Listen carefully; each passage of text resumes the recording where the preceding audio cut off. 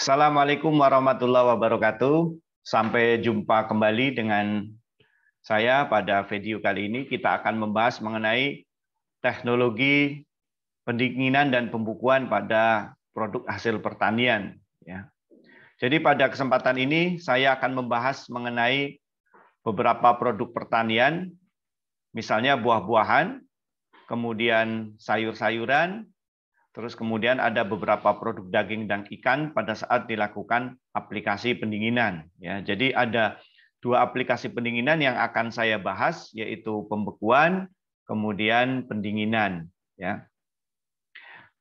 Kemudian di akhir kuliah ini saya juga akan membahas mengenai bagaimana pembekuan dan pendinginan untuk produk-produk olahan. Produk olahan ini bisa dalam bentuk produk kering, kemudian produk setengah kering, dan produk basah.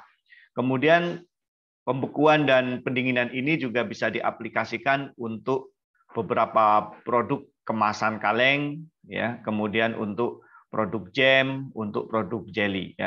Intinya bahwa pendinginan dan pembekuan ini bisa diaplikasikan pada radiasi produk yang sangat luas, yaitu dari produk segar, kemudian dari produk antara atau produk setengah jadi, sampai pada produk jadi atau produk yang sudah dikemas, yang kemudian sudah beredar di pasaran.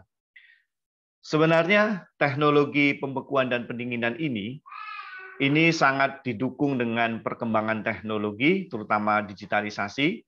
Kemudian yang kedua juga didukung oleh pola konsumsi, yaitu pola konsumen yang cenderung pada lebih suka untuk mengkonsumsi produk yang mudah disajikan.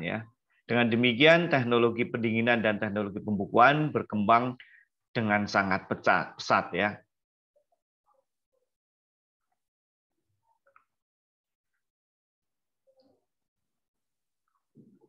Oke, jadi teknologi pembekuan dan pendinginan yang bisa diaplikasi pada berbagai produk dalam radiasi yang cukup luas.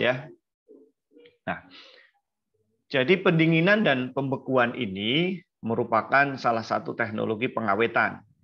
Jadi kalau kita menilik atau membahas mengenai teknologi pengawetan, itu banyak sekali caranya. Ada teknologi pengawetan dengan aplikasi suhu tinggi, kemudian ada teknologi pengawetan dengan pemberian garam, kemudian pemberian gula dengan teknologi pengasaman. Ada juga pengawetan produk pangan dengan memberikan berbagai bahan pengawet atau menambahkan BTP, bahan tambahan pangan. Pada kesempatan ini saya akan membahas bagaimana proses pendinginan dan pembekuan ini bisa meningkatkan umur simpan yang merupakan bagian dari teknologi pengawetan. Kenapa produk yang disimpan pada suhu rendah, baik dengan metode pembekuan maupun dengan pendinginan, itu bisa menjadi awet? Karena produk yang disimpan dalam kondisi ini, produknya akan stabil, sehingga kerusakan-kerusakan itu tidak terjadi. Nah, stabil yang seperti apa yang saya maksud? Dengan keberadaan suhu rendah, maka stabilitas reaksi itu terjaga. Reaksi-reaksi biokimia yang ada di dalam bahan pangan, terutama bahan pangan segar, ini merupakan reaksi yang melibatkan berbagai jenis enzim. Nah, pada penyimpanan suhu rendah, enzim ini menjadi inaktif atau tidak melakukan aktivitas. Akibat enzim yang tidak melakukan aktivitas ini, maka akan menyebabkan produk menjadi awet atau tidak terjadi perubahan-perubahan biokimia. Sementara perubahan biokimia sudah kita bahas sebelumnya, bahwa perubahan yang biokimia merupakan perubahan-perubahan yang mengarah pada senescence atau yang mengarah pada kerusakan. Jadi kalau reaksi biokimia didiamkan saja pada produk hasil pertanian, tentu hasil akhirnya adalah kebusukan. Nah, dengan adanya pembatasan terhadap reaksi biokimia di dalam produk pangan, produk ini akan menjadi lebih awet. Kemudian yang kedua, kenapa umur simpan menjadi awet? Karena pada suhu rendah, pertumbuhan mikrobia bisa ditekan. Bahkan hanya beberapa jenis mikrobia tertentu saja yang bisa tumbuh pada suhu rendah. Nah, jadi kerusakan akibat biokimia dan reaksi mikrobiologis bisa dicegah hasil akhirnya adalah umur simpan yang panjang. Ya, jadi produk hasil pertanian dan produk olahannya memiliki umur yang relatif lebih panjang. Nah, ada beberapa keuntungan dengan aplikasi pendinginan dan pembekuan ya. Ya, jadi salah satu keuntungan penting, jadi produk itu bisa dijaga dalam kondisi yang sangat stabil ya. Semakin rendah suhunya maka akan menjadi lebih stabil ya. Tetapi seberapa rendahnya sangat tergantung dengan produknya. Nanti kita akan bahas satu-satu sesuai dengan karakter bahan dan berapa suhu yang cocok untuk pendinginan maupun pembekuan.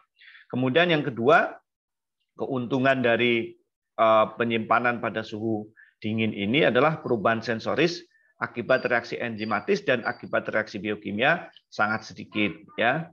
Jadi kita bisa juga mengawetkan produk pangan dengan suhu tinggi ya, bisa. Dengan suhu tinggi enzim akan inaktif juga. Kemudian mikrobia juga akan mengalami kematian pada suhu tinggi.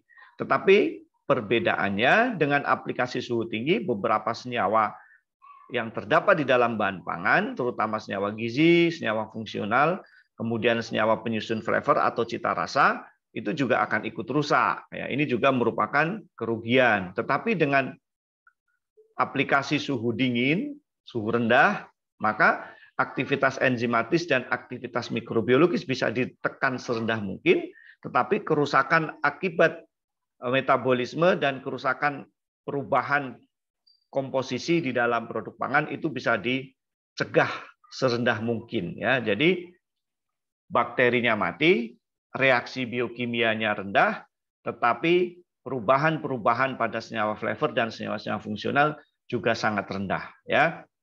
Sehingga menjadi keuntungan penting di dalam pengawetan dengan suhu rendah adalah stabilitas nutrisi ya, kandungan di dalam bahan pangan, terutama karbohidrat, lemak, protein, vitamin dan mineral ini akan menjadi lebih stabil ya. Jadi produk aman atau produk itu memiliki umur simpan panjang, tetapi juga kadar nutrisinya tidak mengalami perubahan secara signifikan. Oke, jadi apa sih perbedaan antara pembekuan dan pendinginan? Ya, jadi hanya terdapat pada suhunya saja. Ya, jadi yang dimaksud dengan pendinginan itu proses penurunan suhu pada produk sampai pada batas titik beku. Ya, sehingga suhu yang digunakan adalah suhu di atas titik beku. Ya, jadi biasanya kita gunakan suhu di atas 0 derajat ya, bisa 1, 2, bisa 3 ya, bisa 5, sangat tergantung pada karakter bahan. Tetapi ada juga bahan-bahan tertentu yang kita dinginkan sampai negatif 10 belum mengalami pembekuan ya, tapi jadi sangat tergantung dengan bahan. Tapi intinya yang dimaksud dengan pendinginan adalah pengawetan pada suhu rendah tetapi dibatasi hanya pada suhu di atas titik beku air ya. Kemudian untuk pembekuan bagaimana? Jadi untuk pembekuan berarti penurunan suhu pada produk pada suhu di bawah titik beku air ya. Jadi di bawah titik beku air. Jadi biasanya negatif dari suhu 0 ke bawah ya. Jadi bisa negatif 1, negatif 2, ini sangat bervariasi dan sangat tergantung dengan produknya. Ada yang dibekukan sampai pada minus 80 derajat Celcius ya. Jadi sangat bervariasi sekali. Nah, ini yang sudah saya sampaikan tadi di bawah, bahwa teknologi pembekuan, teknologi pendinginan berkembang pesat. Ini disebabkan karena tuntutan konsumen yang lebih suka mengkonsumsi produk yang dalam kondisi beku. Kenapa keuntungannya? Karena proses penyiapan dan proses konsumsi menjadi lebih ringkas, gitu ya. Berbeda dengan kalau kita ingin beli produk segar, kita harus ke pasar, misalnya waktunya panjang, kemudian habis itu masih perlu persiapan-persiapan yang lain sebelum disajikan atau belum dimasak. Berbeda dengan produk beku, misalnya kalau kita sudah punya produk beku, kita simpan di dalam kulkas dalam bentuk beku, disimpan dalam freezer, tinggal kita melakukan thawing, ya tidak perlu harus pergi ke pasar terlebih dahulu, sehingga lebih efektif ya atau lebih efisien ditinjau dari kecepatan dalam proses penyajian atau ditinjau dari segi instanisasi ya. Oke. Tetapi walaupun demikian, tidak semua produk itu bisa diawetkan dengan pembekuan dan pendinginan. Ya, beberapa produk hanya bisa dengan pendinginan, tetapi tidak bisa dengan pembekuan. Ya. Ya, jadi tidak semua produk bisa kita simpan atau kita awetkan dengan metode pembekuan. Tetapi dengan metode pendinginan hampir semuanya bisa ya, karena proses suhu pendinginan ini relatif lebih bervariasi ya. Nah, produk apa saja yang tidak bisa kita awetkan pada kondisi suhu rendah ya. Nah, itu pada buah-buahan tropis ya, dan buah subtropis ini sensitif terhadap kerusakan suhu ya akibat penyimpanan misalnya pada kisaran 3 sampai 10 derajat Celcius ini bisa terjadi chilling injury ya, atau kerusakan akibat suhu rendah atau pendinginan. Ini pada buah-buahan. Nah, biasanya chilling injury ini sangat beragam, sangat tergantung dengan buah, tetapi ciri-ciri buah yang mengalami chilling injury bisa dipastikan salah satunya ada yang timbul spot atau hitam-hitam pada kulitnya. Itu merupakan ciri yang paling mudah ya. Nah, hitam-hitam ini yang kemudian lama-lama akan menjadi lubang atau seperti busuk ya, kemudian menjadi rusak. Itu salah satu contoh mudah chilling injury. Tetapi sebenarnya chilling injury punya karakter yang berbeda-beda ya untuk masing-masing buah dan sayur. Misalnya pada apel ya mudah berkerut, kemudian selain hitam pada bagian yang dekat bijinya itu dia akan menjadi tidak crunchy ya, atau misalnya pas digigit dia akan lembut, dan pada bagian-bagian tertentu dia akan berbau asam. Itu contoh chilling injury. Nanti kita akan bahas karakternya per buah masing-masing. Nah, ini contoh star fruit atau sering kita sebut dengan belimbing ya. Jadi belimbing ini pada saat disimpan pada suhu 10 derajat Celcius selama 10 hari ini akan menyebabkan terjadinya chilling injury ya. Chilling injury pada buah belimbing ini bisa dicirikan dengan adanya perubahan warna pada permukaan ya, pada permukaan buah yang menjadi berwarna kecoklatan ya. Jadi biasanya pada buah belimbing yang mengalami chilling injury ini, nah dia akan muncul spot-spot coklat di sini ya, coklat-coklat ya, coklat-coklat di sini. Nah, kemudian coklat-coklat ini akan semakin banyak, dia akan semakin banyak. Kemudian dia akan merata pada bagian-bagian tertentu. Nah, ini contoh dari chilling injury pada belimbing.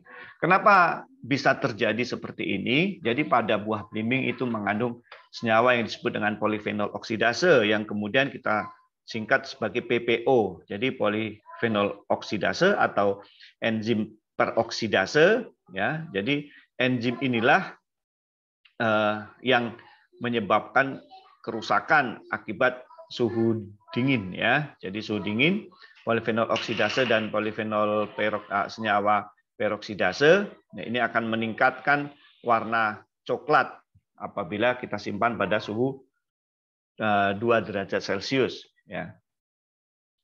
Berikutnya ada contoh chilling injury pada buah peach ya. Pada buah peach ini kerusakan akibat chilling injury itu dicirikan dengan lithoriness atau teksturnya menjadi seperti kulit ya, kaku ya. Kalau biasanya tekstur buah ini cukup fleksibel atau ini setelah atau lembut ya, setelah kemudian kita simpan pada suhu dingin dia mengalami chilling injury yang dicirikan dengan perubahan kulit menjadi kaku ya. Kenapa demikian? Karena adanya perubahan sel parenkim yang menyebabkan kerusakan ya, sehingga ruang antar sel antar pektin kemudian jembatan pektin itu mengalami gangguan ya, sehingga akan menyebabkan yang teksturnya tadinya lembut menjadi lebih kaku.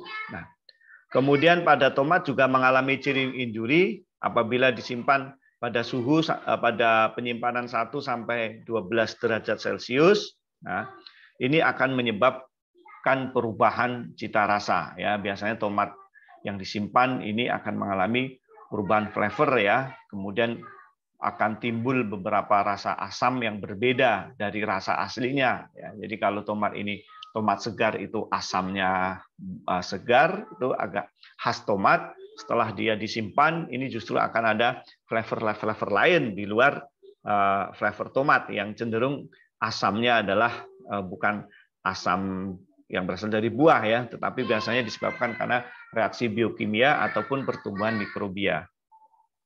Oke, kemudian ada juga contoh kacang panjang ya, kacang panjang yang disimpan pada suhu kurang dari 4 derajat Celcius dapat mengakibatkan chilling injury ya. Gejala-gejala chilling injury misalnya timbul warna coklat ya, biasa. Ini sama seperti pada buah-buah yang lain, buah dan sayur yang lain dia akan adanya black spot ya atau warna-warna lubang-lubang hitam atau coklat yang semakin lama dia akan semakin bertambah ya, semakin banyak. Semakin lama dia disimpan atau semakin rendah suhu penyimpanan, akan semakin banyak lubang-lubang atau spot-spotnya, kemudian akan menjadi semakin besar, ya, semakin besar warnanya. Nah, ini menunjukkan bahwa kacang panjang akan mengalami kebusukan, ya, sehingga tidak layak untuk dikonsumsi. Nah, spot-spot hitam pada kacang panjang ini biasanya kemudian menjadi lunak dan tempat lubang ini bisa digunakan untuk keluarnya air. Jadi ada air yang keluar dari lubang-lubang itu ya. Sehingga ini adalah contoh sayuran yang tidak cocok disimpan pada suhu pendinginan atau suhu dingin kalau disimpan pada suhu yang terlalu lama, pada waktu yang relatif lama ya, pada suhu 4 derajat Celcius. Oke. Sekarang kita akan membahas bagaimana untuk menganalisa apakah buah atau sayur yang kita punyai ini mengalami chilling injury atau tidak ya. Tadi yang saya jelaskan itu adalah kondisi yang sudah parah, artinya secara fisik akan kelihatan bahwa buah atau sayur itu mengalami chilling injury. Tetapi sebenarnya dari segi kimia atau dari segi biokimia ada metode analisa untuk mengecek apakah buah atau sayuran itu sudah mulai mengalami reaksi chilling injury ya. Jadi ada salah satu bahan atau komponen yang bisa digunakan sebagai standar chilling injury yang kita sebut dengan putresin. Ya, putresin ini dikeluarkan oleh buah dan sayur pada kondisi tertekan atau under pressure, pada kondisi tekanan sehingga akan menghasilkan senyawa yang disebut dengan putresin. Ya, senyawa putresin inilah yang bisa dijadikan sebagai indikasi bahwa buah atau sayuran itu mengalami kondisi stres. Jadi semakin stres atau semakin lama proses stres pada buah dan sayur, maka kadar putresin itu akan semakin tinggi, ya. Maka kadar putresin itu akan semakin tinggi.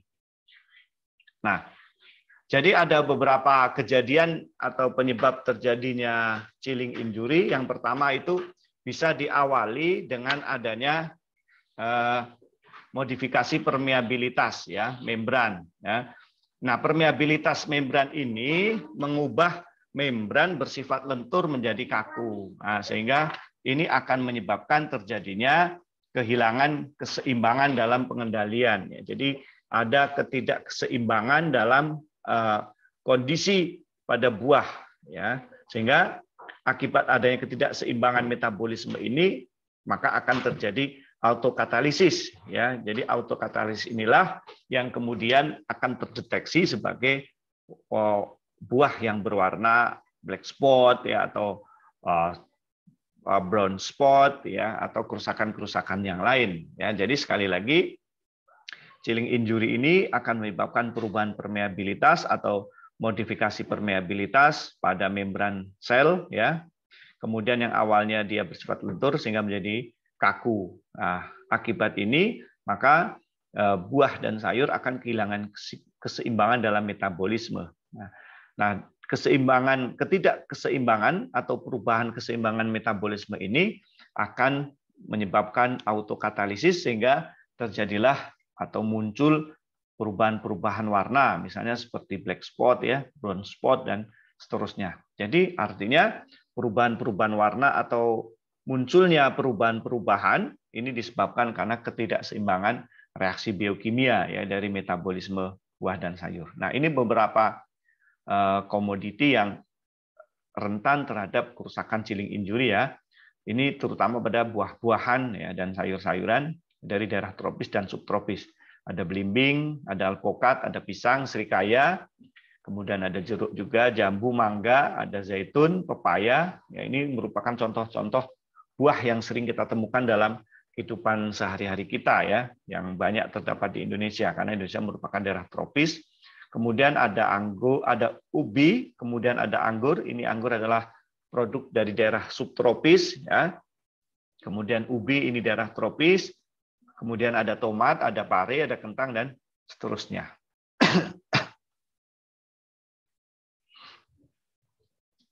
Oke, jadi efek samping dari reaksi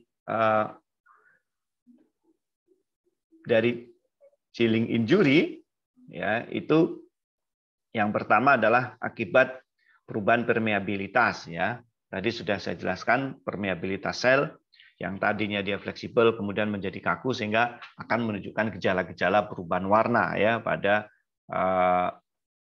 bagian luar ya, biasanya pada bagian kulit atau bagian paling luar dari buah. Ya, kemudian buah yang mengalami chilling injury juga akan mengalami perubahan sensoris ya. Misalnya warna tadi menjadi coklat, adanya black spot, ya, kemudian ada brown spot dan seterusnya.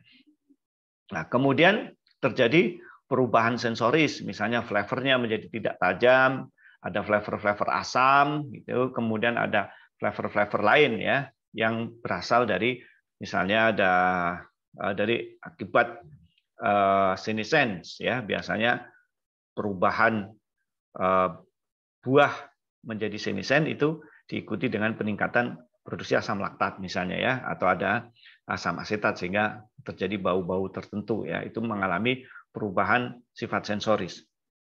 Kemudian chilling injury juga menyebabkan komoditas menjadi lebih rentan terhadap pertumbuhan jamur ya, pertumbuhan jamur terutama pada bagian-bagian permukaan sehingga mudah berjamur dan pertumbuhan bakteri. Ini juga akan memperparah kondisi buah dan sayur karena dia akan menyebabkan terjadinya pertumbuhan jamur dan pertumbuhan mikrobiologi, terutama pertumbuhan bakteri. Ini akan membawa perubahan flavor dan cita rasa seperti dihasilkan asam laktat, kemudian asam asetat ya.